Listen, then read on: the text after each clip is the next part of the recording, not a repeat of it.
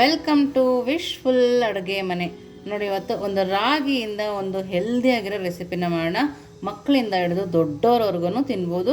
Sugar ಇರೋರು ಕೂಡ ನೆಮ್ಮದಿಯಾಗಿ ತಿನ್ನೋಂಥ ರಾಗಿಯಿಂದ ಒಂದು ಸೂಪರ್ ಆಗಿರೋ ರೆಸಿಪಿನ ಮಾಡೋಣ. ನಾವು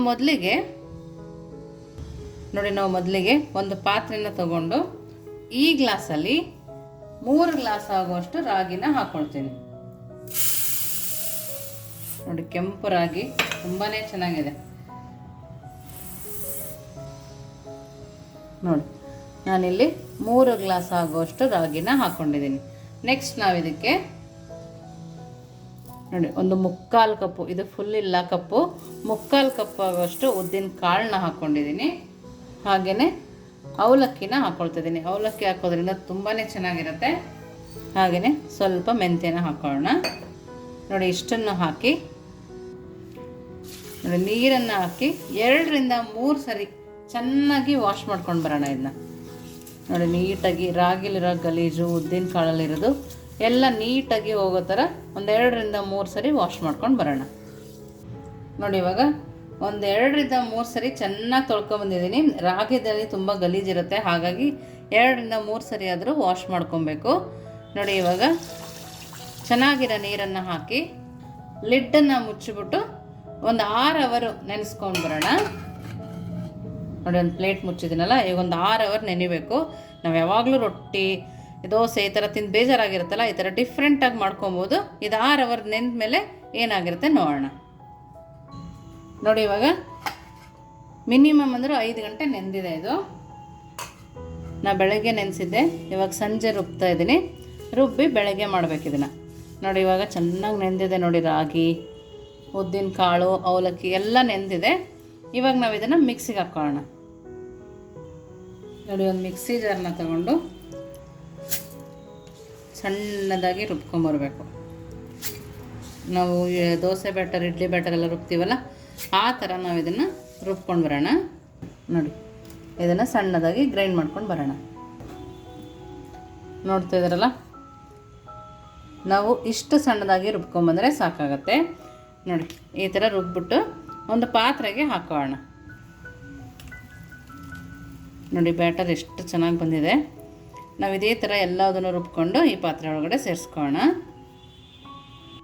ನೋಡಿ, ಇನ್ನು ಸ್ವಲ್ಪ ಉಳಿದಿತ್ತಲ್ಲ, ಅದನ್ನು ಕೂಡ ರುಬ್ಬಿ ಇದಕ್ಕೆ ಹಾಕ್ಕೊಳ್ತಾ ಇದ್ದೀನಿ. ನೋಡಿ, ಅದೇ ಮಿಕ್ಸಿಗೆ ಜಾರಿಗೆ ಸ್ವಲ್ಪ ನೀರನ್ನು ಹಾಕಿ ಹಾಕ್ಕೊಳ್ತಾ ಇದ್ದೀನಿ. ಜಾಸ್ತಿ ನೀರನ್ನು ಹಾಕಿಲ್ಲ. ನೋಡಿ, ನಾನು ಇವಾಗಲೇ ರುಚಿಗೆ ತಕ್ಕಷ್ಟು ಉಪ್ಪನ್ನು ಹಾಕ್ಕೊಳ್ತಾ ಇದ್ದೀನಿ. ಉಪ್ಪನ್ನು ಹಾಕಿ ನೀಟಾಗಿ ಕೈ ಆಡಿಸ್ಕೊಳ್ಳೋಣ. ಉಪ್ಪು, ರಾಗಿ ಮತ್ತು ಎಲ್ಲ ರುಬ್ಬಿದ್ದೀವಲ್ಲ, ಉದ್ದಿನ ಬೇಳೆ ಎಲ್ಲ, ಅದಕ್ಕೆ ನೀಟಾಗಿ ಬೈಂಡ್ ಆಗಬೇಕು. ಆ ಥರ ಇವಾಗಲೇ ನಾವು ಕಲಿಸ್ಕೊಬೇಕು. ಬೆಳಗ್ಗೆ ಟೈಮು ಟಿಫನ್ ಏನು ಮಾಡೋದು, ಲಂಚ್ ಬಾಕ್ಸಿಗೆ ಅಂತ ಇರ್ತೀವಲ್ಲ, ಅದು ಸುಲಭವಾಗಿ ಮಾಡ್ಕೊಬೋದು. ಹಾಗೆಯೇ ಶುಗರ್ ಪೇಷಂಟಿಗೆ ಕೂಡ ರಾಗಿ ತುಂಬಾ ಒಳ್ಳೆಯದು. ಅವ್ರಿಗೆ ಕೂಡ ನಾವು ಅಡುಗೆ ಮಾಡೋಕ್ಕೆ ಕಷ್ಟ ಆಗೋಲ್ಲ. ಈ ಥರ ಮಾಡಿಟ್ಕೊಂಡ್ರೆ ಮಧ್ಯಾಹ್ನ ಬೇಕಿದ್ರೂ ಕೊಡ್ಬೋದು, ಬೆಳಗ್ಗೆ ರಾತ್ರಿ ಯಾವಾಗ ಬೇಕಿದ್ರೂ ಕೊಡ್ಬೋದು. ಬ್ಯಾಟರ್ ಒಂದು ರೆಡಿ ಇದ್ದರೆ ಸಾಕು, ಬೇಗ ಆಗೋಗುತ್ತೆ. ನೋಡಿ, ಈ ಥರ ಚೆನ್ನಾಗಿ ಬೀಟ್ ಮಾಡ್ಕೋಬೇಕು. ನೋಡಿ, ನಮಗೆ ಇಲ್ಲಿ ತನಕ ಹಿಟ್ಟು ಬಂದಿರೋದ್ರಿಂದ ಇದು ಮೇಲೆ ಉಕ್ಕುತ್ತೆ. ಇದನ್ನು ಇನ್ನೊಂದು ಪಾತ್ರೆಗೆ ಹಾಕಿ ಒಂದು ಪ್ಲೇಟ್ ಮುಚ್ಚಿ ಎತ್ತಿಟ್ಕೊಳ್ತೀನಿ. ನೋಡಿ, ಬೇರೆ ಪಾತ್ರೆಗೆ ಶಿಫ್ಟ್ ಮಾಡ್ಕೊಂಡಿದ್ದೀನಿ. ಈ ಪಾತ್ರೆಲ್ಲ 1-2 ಸರಿ ತಿರುಗಿಸ್ಕೊಂಡು ಇವಾಗ ಲಿಡ್ಡನ್ನು ಕ್ಲೋಸ್ ಮಾಡಿ ನಾನು ಫುಲ್ಲ ನೈಟ್ ನೆನೆಸ್ತಾ ಇದ್ದೀನಿ. ಇವಾಗ ಫರ್ಮೆಂಟ್ ಆಗೋಸ್ಕರ ಬೆಳಗ್ಗೆ ಏನಾಗಿರುತ್ತೆ ನೋಡೋಣ ಬನ್ನಿ. ನೋಡಿ, 1 ನೈಟ್ ಫುಲ್ ನೆನೆಸಿದ್ದೆ ಅಲ್ಲ. ನೋಡಿ, ಇವಾಗ ನೋಡ್ತಾ ಇದ್ದೀರಲ್ಲ ಎಷ್ಟು ಚೆನ್ನಾಗಿ ಉಕ್ಕಿದೆ. ನೋಡಿ,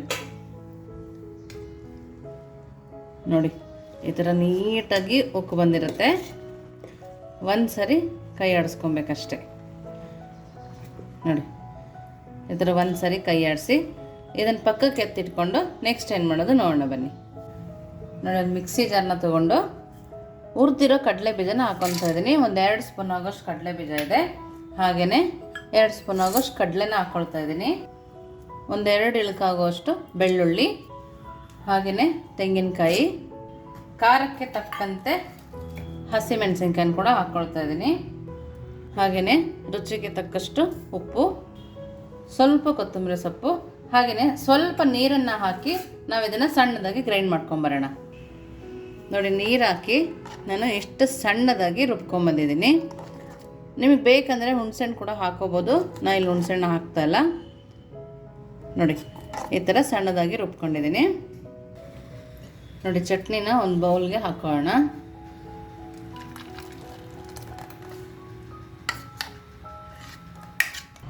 ಇವಾಗ ಇದಕ್ಕೆ ನೋಡಿ ಈ ಥರ ಮಾಡಿಟ್ಕೊಂಡಿರೋ ಎಣ್ಣೆ, ಸಾಸಿವೆ, ಉದ್ದಿನಬೇಳೆ, ಕರಿಬೇವಿನ ಸೊಪ್ಪು ಹಾಕಿ ಒಗ್ಗರಣೆನ ಕೊಟ್ಕೊಂಬಿಡೋಣ.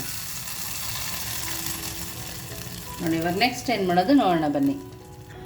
ನೋಡಿ ಇವಾಗ ಇಡ್ಲಿ ಪ್ಲೇಟ್ನ ತಗೊಂಡು ಸ್ವಲ್ಪನೇ ಎಣ್ಣೆನ ಸರೋಕೊಳ್ತಾ ಇದ್ದೀನಿ. ಜಾಸ್ತಿ ಸರೋಕೊಳ್ಳೋದು ಬೇಕಾಗಲ್ಲ, ಸ್ವಲ್ಪ ಸರೋದ್ರೆ ಸಾಕಾಗತ್ತೆ. ನೋಡಿ ರಾಗಿ ಇಡ್ಲಿ ಬ್ಯಾಟರ್ನ ರೆಡಿ ಮಾಡ್ಕೊಂಡಿದ್ವಲ್ಲ, ಒಂದೊಂದೇ ಸೌಟಾಗಿ ತಗೊಂಡು ಹಾಕೋಬೇಕು. ನೋಡಿ ಈ ಥರ. ನೀವು ಇದಕ್ಕೆ ಕ್ಯಾರೆಟ್ ಬೇಕಿದ್ರೂ ಹಾಕೋಬೋದು. ನೋಡಿ ಶುಗರ್ ಇರೋರಿಗೆ ಕೂಡ ಈಸಿಯಾಗಿ ಮಾಡ್ಕೊಡ್ಬೋದು. ಏನು ಮಾಡ್ಕೊಡೋದು ಅಂತ ಅನ್ನೋದಕ್ಕಿಂತ, ಬರೀ ಮುದ್ದೆ ರೊಟ್ಟಿ ಮಾಡೋದಕ್ಕಿಂತ ಈ ಥರ ಇಡ್ಲಿ ಮಾಡಿಕೊಟ್ಟಾಗ ಸೂಪರಾಗಿರುತ್ತೆ, ಅವರಿಗೂ ಖುಷಿಯಾಗತ್ತೆ. ನೋಡಿ ಈ ಥರ. ನಾನು ಪಕ್ಕದಲ್ಲಿ ನೀರನ್ನು ಕೂಡ ಬಿಸಿ ಮಾಡೋಕ್ಕೆ ಇಟ್ಕೊಂಡಿದ್ದೆ. ಅದರೊಳಗಡೆ ನಾವೀಗ ಇದನ್ನು ಇಟ್ಕೊಳ್ಳೋಣ. ನೋಡಿ ನಾನಿಲ್ಲಿ ನೀರನ್ನು ಬಿಸಿಯಾಗಿ ಇಟ್ಕೊಂಡಿದ್ನಲ್ಲ, ನೋಡಿ ಚೆನ್ನಾಗಿ ಬಿಸಿಯಾಗಿದೆ ನೀರು. ನೀರು ಚೆನ್ನಾಗಿ ಬಿಸಿ ಆದ್ರೇ ನಮ್ಮ ಇಡ್ಲಿ ಚೆನ್ನಾಗಿ ಬರೋದು. ನೋಡಿ ಇದರೊಳಗಡೆ ಇಟ್ಕೊಳ್ಳೋಣ. ನೀವು ಮಕ್ಳಿಗೆ ಮಾಡ್ಕೊಡ್ತೀರಾ ಅಂದರೆ ಸಣ್ಣ ಪ್ಲೇಟ್ ಬರುತ್ತಲ್ಲ ಪುಟ್ಟ ಆಣಿ ಇಡ್ಲಿದು, ಅದರಲ್ಲಿ ಕೂಡ ಮಾಡ್ಕೊಡ್ಬೋದು. ನೋಡಿ ಇಡ್ಲಿ ಪ್ಲೇಟ್ನ ಇದರೊಳಗಡೆ ಇಟ್ಟು ಲಿಡ್ಡನ್ನು ಕ್ಲೋಸ್ ಮಾಡಿ 10 ನಿಮಿಷ ಮೀಡಿಯಮ್ ಫ್ಲೇಮಲ್ಲಿ ಇಟ್ಟೆ ಬೇಯಿಸ್ಕೊಬೇಕು. ನೋಡಿ 10 ನಿಮಿಷ ಆದಮೇಲೆ ನಾವು ನೋಡೋಣ. ನೋಡಿ 10 ನಿಮಿಷ ಆಗಿದೆ. ವಾವ್, ನೋಡ್ತಾ ಇದ್ದೀರಲ್ಲ ಇಡ್ಲಿ ಎಷ್ಟು ಚೆನ್ನಾಗಿ ಬಂದಿದೆ ಅಂತೇಳಿ. ನಾವೀಗ ಸ್ಟವ್ ಆಫ್ ಮಾಡಿ ಇದನ್ನು ಸ್ವಲ್ಪ ತಣ್ಣಗಾಗಿ ಇಟ್ಕೊಳ್ಳೋಣ. ನೋಡಿ ಇವಾಗ ಸ್ವಲ್ಪ ತಣ್ಣಗಾಗಿದೆ. ಜಾಸ್ತಿ ತಣ್ಣಗಾಕೇನು ಬಿಡೋ ಅವಶ್ಯಕತೆ ಇಲ್ಲ. ನೋಡಿ ಒಂದು ಸ್ಪೂನಿಗೆ ನೀರನ್ನು ಹತ್ಕೊಂಡು ಈ ಥರ ನಿಧಾನಕ್ಕೆ ತಕ್ಕೊಳ್ಳೋಣ. ನೋಡ್ತಾ ಇದ್ದೀರಲ್ಲ ಎಷ್ಟು ಚೆನ್ನಾಗಿ ಬಂದಿದೆ ನೋಡಿ. ಈ ಇಡ್ಲಿ ಒಂದು ಸರಿ ತಿನ್ನೋಕ್ಕೆ ಸ್ಟಾರ್ಟ್ ಮಾಡಿದರೆ ಮಾಮೂಲು ಇಡ್ಲಿನೂ ಬಿಟ್ಬಿಡ್ತೀರಾ, ಅಕ್ಕಿ ಇಡ್ಲಿನೂ ಬಿಟ್ಬಿಡ್ತೀರಾ, ಅಷ್ಟು ಚೆನ್ನಾಗಿರುತ್ತೆ ಇಡ್ಲಿ. ನೋಡಿ ಎಲ್ಲದನ್ನು ಇದೇ ಥರ ತಕ್ಕೊಳ್ಳೋಣ. ನೋಡಿ ಎಲ್ಲ ಇಡ್ಲಿನೂ ರೆಡಿ ಇದೆ. ನೋಡಿ ಒಂದೊಂದು ಇಡ್ಲಿನೂ ಎಷ್ಟು ಸಾಫ್ಟಾಗಿದೆ ನೋಡಿ, ತುಂಬ ಅಂದರೆ ತುಂಬ ಸಾಫ್ಟಾಗಿದೆ. ನೋಡಿ ಈ ಥರ ಎಲ್ಲ ಇಡ್ಲಿನೂ ಒಂದೇ ಸಲ ಮಾಡಿಕೊಂಡು ನಾವು ಸರ್ವ್ ಮಾಡ್ಬೋದು. ನೋಡಿ ಪ್ಲೇಟಿಗೆ 2 ಇಡ್ಲಿನ ಹಾಕ್ಕೊಂಡು ನಾವು ಮಾಡಿದ್ವಲ್ಲ ಚಟ್ನಿ, ಅದನ್ನು ಇದ್ರ ಮೇಲೆ ಹಾಕ್ಕೊಳ್ಳೋಣ. ನಿಮ್ಗೆ ಎಷ್ಟು ಬೇಕೋ ಅಷ್ಟು ಚಟ್ನಿನ ಹಾಕ್ಕೊಂಡು ತಿನ್ಬೋದು. ನೋಡ್ತಾ ಇದ್ದೀರಲ್ಲ ಎಷ್ಟು ಚೆನ್ನಾಗಿ ಕಾಣಿಸ್ತದೆ ನೋಡಿ. ಟೇಸ್ಟ್ ಕೂಡ ನೋಡಿ, ಚಟ್ನಿ ಸ್ಮೆಲ್ಲು ಸೂಪರಾಗಿ ಬರ್ತಾಯಿದೆ, ಇಡ್ಲಿ ಸ್ಮೆಲ್ಲು ಹಾಗೆ ಬರ್ತಾಯಿದೆ, ತುಂಬ ಚೆನ್ನಾಗಿದೆ. ನಿಜವಾಗ್ಲೂ ಒಂದು ಸರಿ ನೀವು ಈ ರಾಗಿ ಇಡ್ಲಿನ ತಿಂದರೆ ಇನ್ನೊಂದು ಸರಿ ಅಕ್ಕಿ ಇಡ್ಲಿ ತಿನ್ನಲ್ಲ, ಅಷ್ಟು ಚೆನ್ನಾಗಿದೆ. ನೀವು ಒಂದು ಸರಿ ಮಾಡಿ ಹೇಗಿತ್ತು ಅಂತ ವಿಶ್ಫುಲ್ ಅಡುಗೆ ಮನೆಗೆ ಕಮೆಂಟ್ ಮೂಲಕ ತಿಳಿಸೋದನ್ನು ಮರಿಬೇಡಿ.